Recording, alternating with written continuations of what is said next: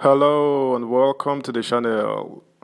What they are doing to discredit Peter Obi of the Labour Party is quite frankly terrifying.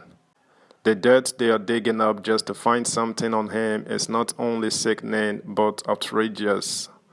I am going to read you some of these nasty ploy they are employing that will force Obi to give up and pack up. Subscribe, like, share, and comment. Thank you. LP on Obi's travels. They tried to entrap him with women, dug into his finances, bank accounts. Now they want him to flee Nigeria.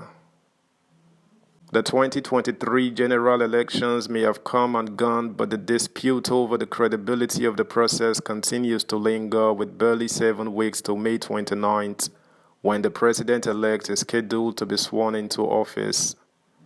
National Chairman of the Independent National Electoral Commission (INEC), Professor Mahmoud Yakubu announced the presidential candidate of the All Progressives Congress, Asiwaju Ahmed Tinubu, as the winner of the election.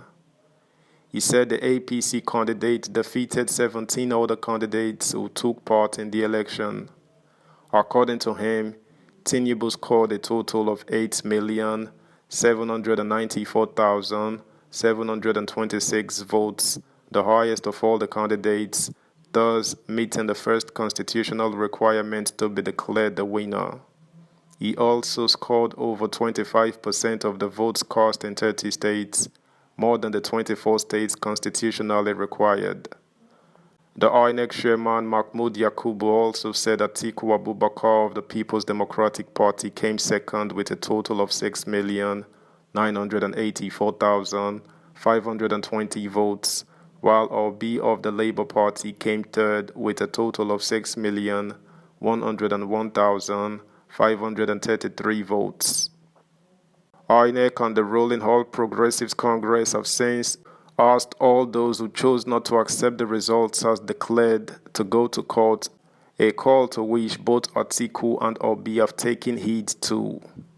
Their results have been challenged by the first and second runner-ups at the Presidential Election Tribunal on account of alleged substantial non-compliance with the Electoral Act and INEC guidelines, voter intimidation and voter suppression, violence as well as result manipulation among other infractions.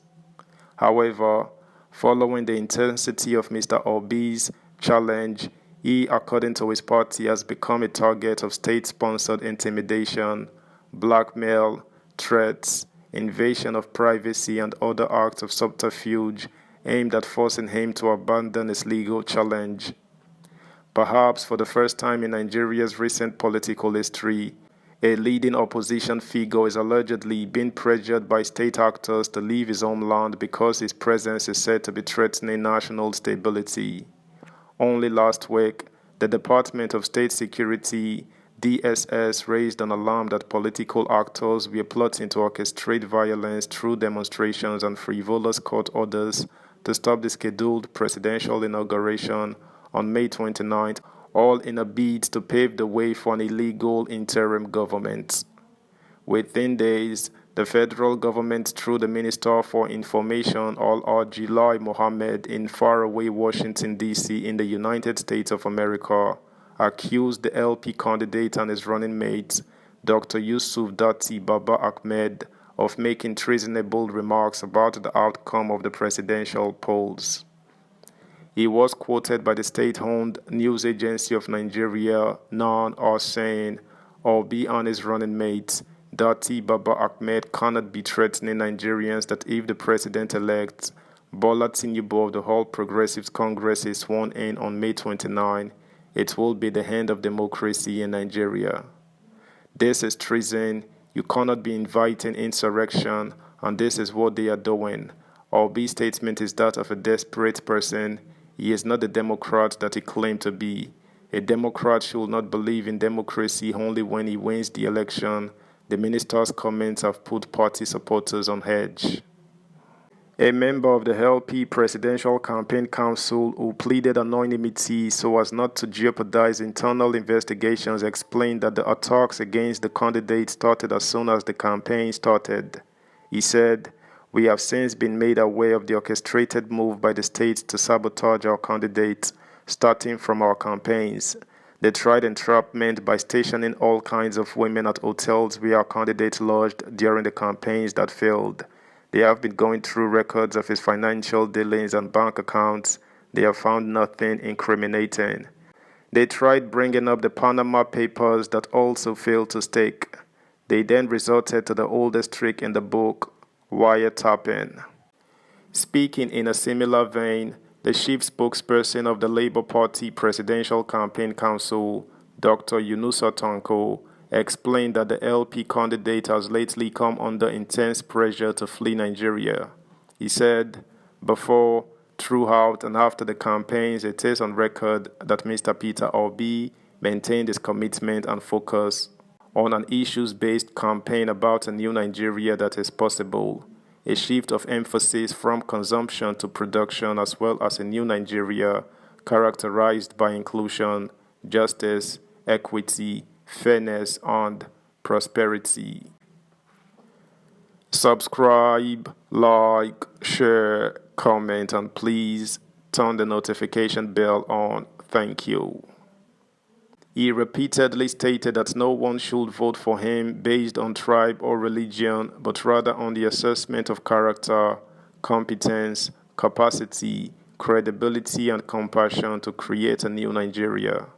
Most unfortunately, in the past few weeks, Mr. Peter Obi, the Labour Party presidential candidate in the February 25th, 2023 presidential election, has been contacted by associates, elder statesmen, family and friends with concerns for his personal safety. These concerns have increased intensely in the last few days as immense pressure has been mounted directly on Mr. Obi to leave the country, no doubt from sources allied to the All Progressive Congress APC and its agents in the security services. Mr. Obi has been repeatedly and categorically told that he has a choice to leave Nigeria or face the prospect of being arrested on false charges of inciting insurrection in the country. It is difficult to fathom and regrettably unfortunate that state institutions have become part of a well-calculated, deliberate and orchestrated campaign of calumny by the APC to discredit and delegitimize Mr. Peter Obi and compel him to abandon his right to seek redress in courts following the outcome of the last election, which was adjudged both locally and internationally to have failed to meet any standard of credibility or fairness. That's the news, guys. Thanks for listening. Until next time, bye.